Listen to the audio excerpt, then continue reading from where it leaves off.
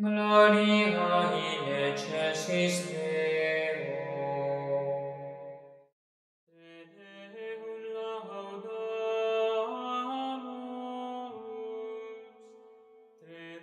Lectura del capítulo 2 del libro del Génesis según la traducción de Monseñor Straubinger. El paraíso. Fueron pues acabados el cielo y la tierra con todo el ornato de ellos.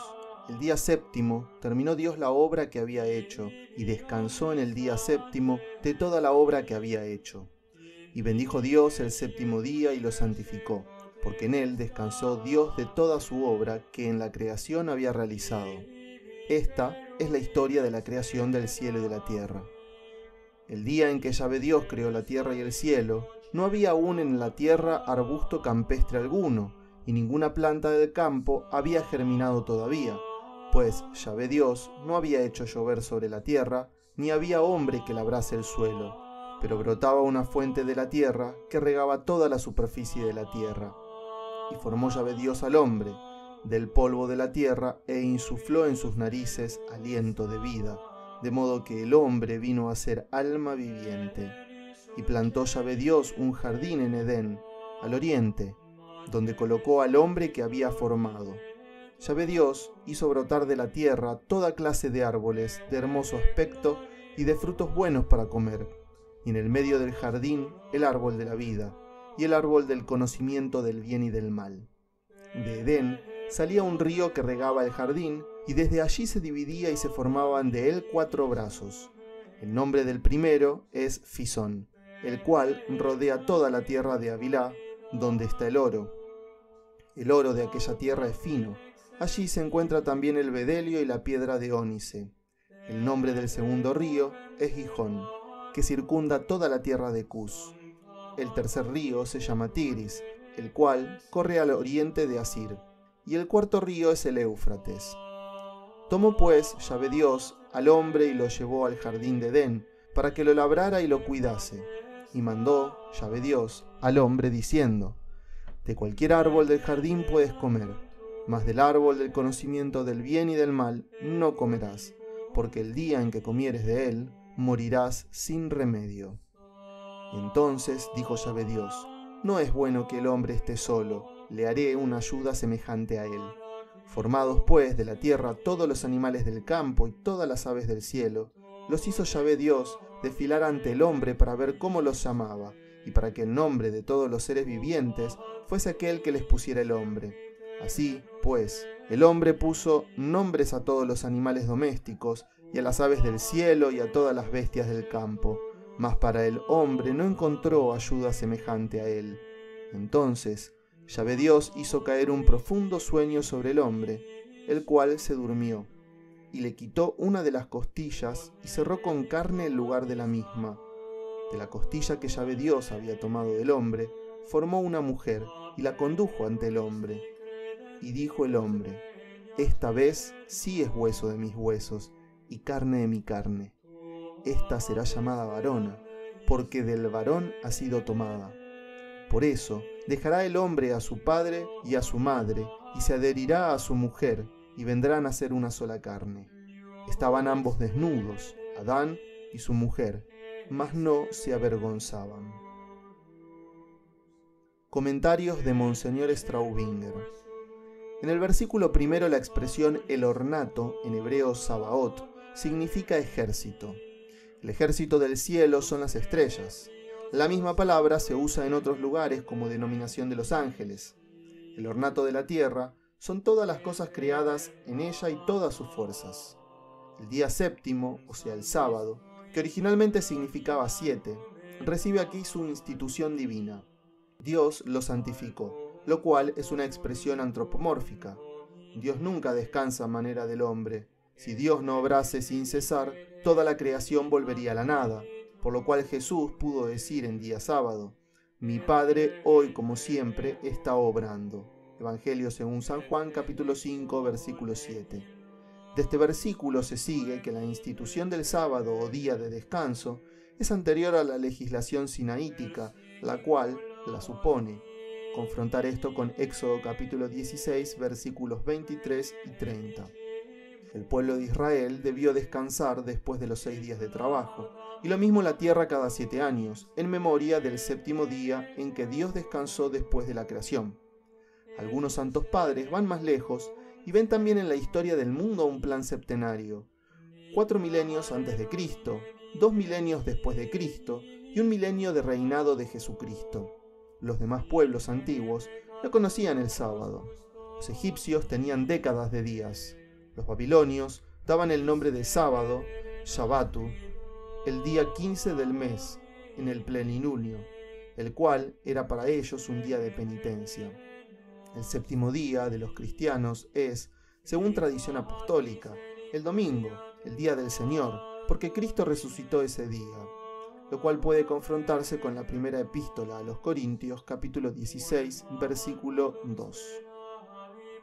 En el capítulo 4, el autor sagrado vuelve al tema de la creación del hombre, la que nos narra con nuevos detalles.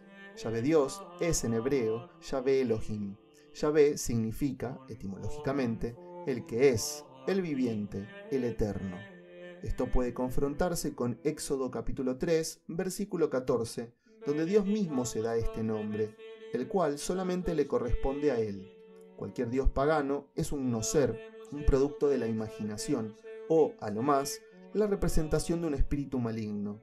Esto puede confrontarse con la primera epístola a los Corintios capítulo 1, versículo 5, y la epístola a los Gálatas capítulo 4, versículo 8. Los críticos han llamado la atención sobre el hecho de que este capítulo del Génesis y en el siguiente, el escritor sagrado use el nombre de Yahvé combinándolo con Elohim y formando un compuesto, Yahvé Elohim. Los más avanzados han atribuido a este fenómeno tanta importancia que sostienen que en este versículo comienza a escribir otro autor, el yavista. De esta manera, destruyen la unidad del Pentateuco y lo reparten entre diversos autores, yavistas, elogistas y otros, llegando al extremo de negar por completo su origen mosaico. Es verdad que la diversidad de los nombres de Dios es una particularidad notable del Pentateuco. La conocían ya los grandes exégetas de la antigüedad. San Crisóstomo, San Agustín, quienes no obstante ello, sostenían el origen mosaico y la unidad de los 5 primeros libros de la Biblia. Hoy sabemos que esta particularidad tiene poco peso, pues las versiones antiguas, la de los 70 y el samaritano, no coinciden en este punto con el texto hebreo masorético, lo cual prueba que el uso distinto de los nombres de Dios no tiene tanta importancia como le atribuyen los críticos, si bien se puede admitir que Moisés tuvo a mano fuentes de diverso estilo y diversos nombres de Dios.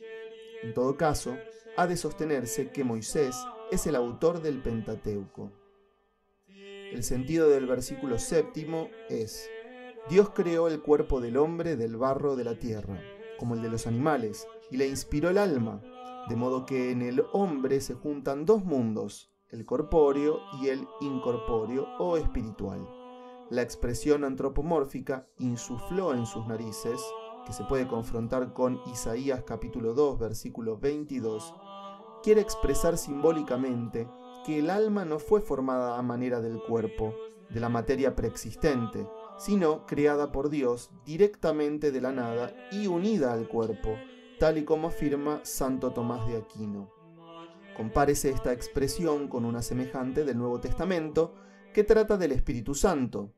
Jesús sopló hacia los discípulos y les dijo: recibid el Espíritu Santo.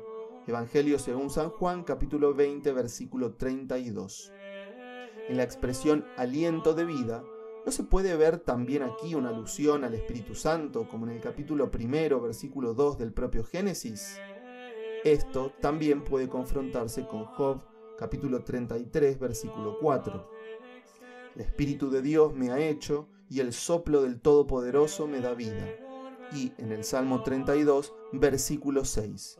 Por la palabra del Señor se hicieron los cielos, y sus huestes todas por el aliento de su boca. Edén es una antigua palabra sumeria. Los sumerios fueron los antecesores de los babilonios, a los cuales dejaron su cultura y la escritura cuneiforme. Edén significa en sumerio campo abierto, llanura donde prosperan todos los frutos. de ahí que en hebreo tenga el significado de delicias.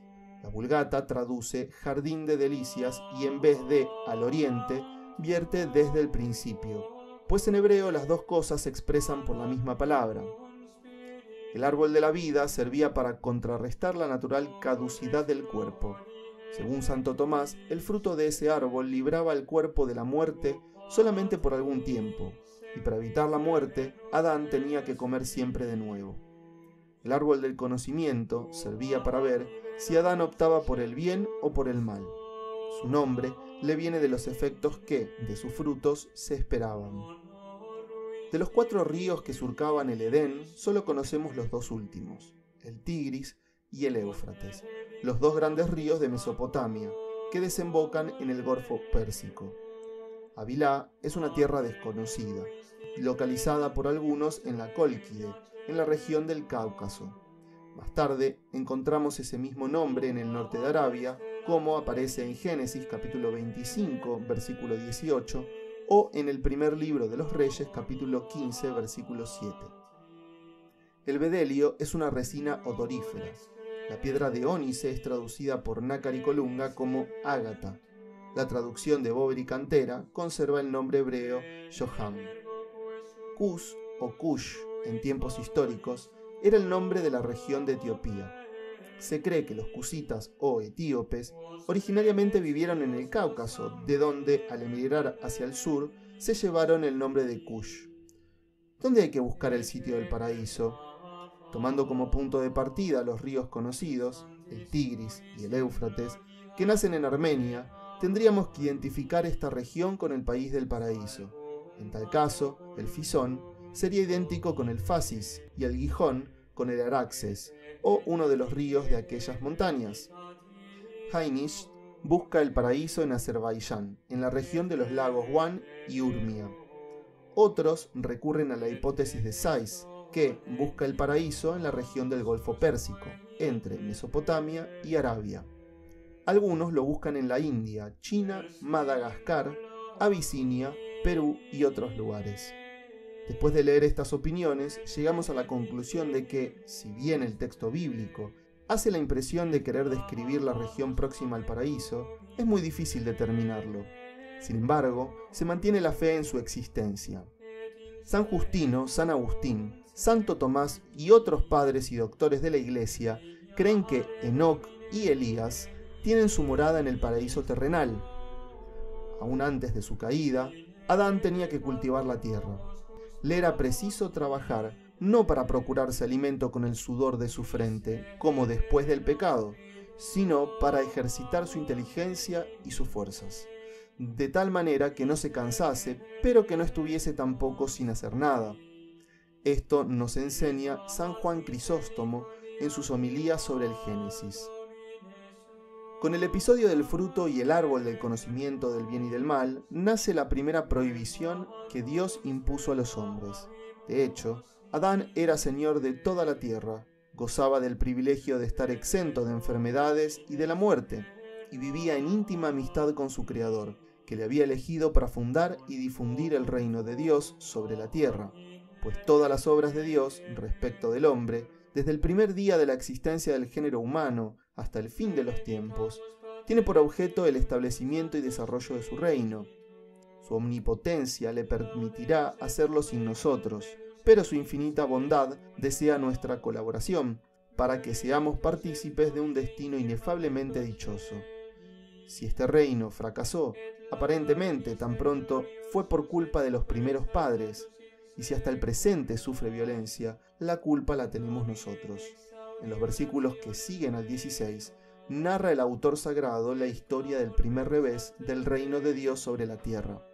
A causa de la desobediencia de los protoparentes, los que dieron más crédito a la serpiente que a su padre y creador. Morirás es la expresión utilizada en el versículo 17, con la cual se refiere a la muerte física, pues antes de la caída, el hombre no estaba sometido a ella, como se afirma en el libro de la Sabiduría, capítulo 2, versículo 24. Por la envidia del diablo entró la muerte en el mundo. Lo mismo dice San Pablo en la epístola a los Romanos, capítulo 6, versículo 23. el salario del pecado es la muerte. Adán ejerce el señorío sobre los animales, dándoles nombres que corresponden a su naturaleza, mas al mismo tiempo se da cuenta de que no tienen semejanza con él. Siente su aislamiento en el mundo que le rodea, y esto es precisamente lo que Dios le quiere sugerir al presentarle los animales. Tenemos también aquí uno de los antropomorfismos tan frecuentes en este capítulo. No quiere decir que Dios haya organizado un desfile de todos los animales, sino que Adán, al ver las diversas clases de animales, les puso los nombres correspondientes a su naturaleza. Se puede probar lingüísticamente que los primeros nombres de los animales, como también los de las plantas y de todas las demás categorías de cosas, eran genéricos y no especiales como lo son hoy. La especificación se produjo poco a poco sobre la base de los nombres primitivos puestos por Adán. Comentando la expresión "no es bueno que el hombre esté solo", dice Fray Luis de León: Dios, por su persona, concertó el primer casamiento que hubo y le juntó las manos a los dos primeros casados y los bendijo. Y fue juntamente, como si dijésemos, el casamentero y el sacerdote. La expresión "un profundo sueño", utilizada en el versículo 21, significa en hebreo sueño profundo y extático. Los 70 traducen éxtasis. De la costilla formó una mujer.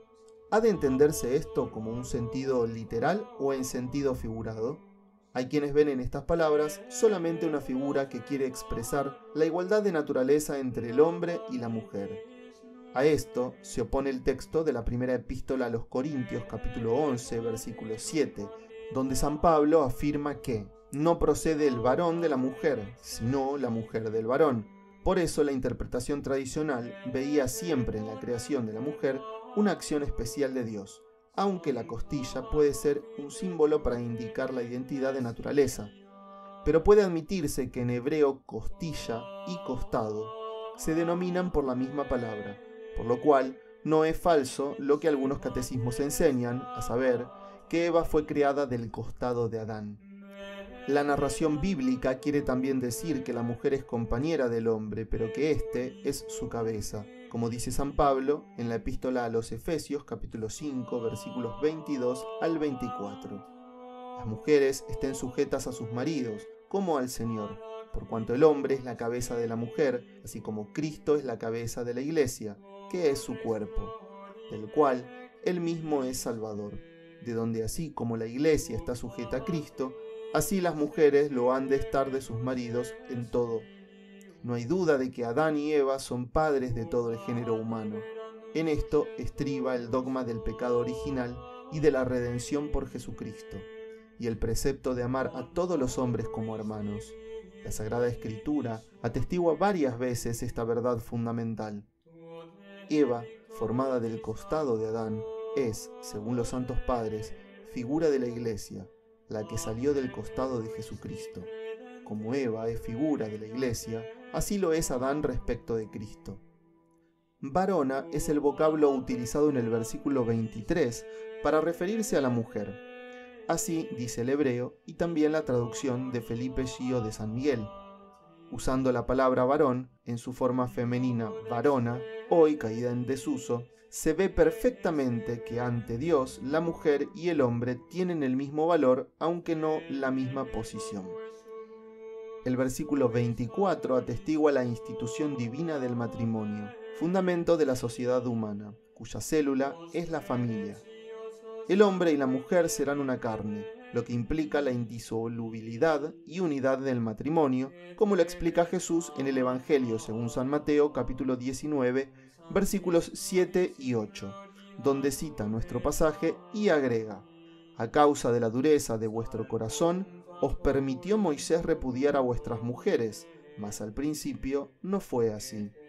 Es este uno de los pocos pasajes en que Jesucristo ha dado normas a las ciencias profanas, en este caso para la etnología e historia de la cultura. Sin embargo, debemos comprobar que los eruditos modernos, salvo muy pocas excepciones, no hacen caso de esa palabra de Cristo, sino que sostienen que al principio las relaciones entre varón y mujer obedecían a la ley de la promiscuidad y que los primeros hombres vivían en poligamia.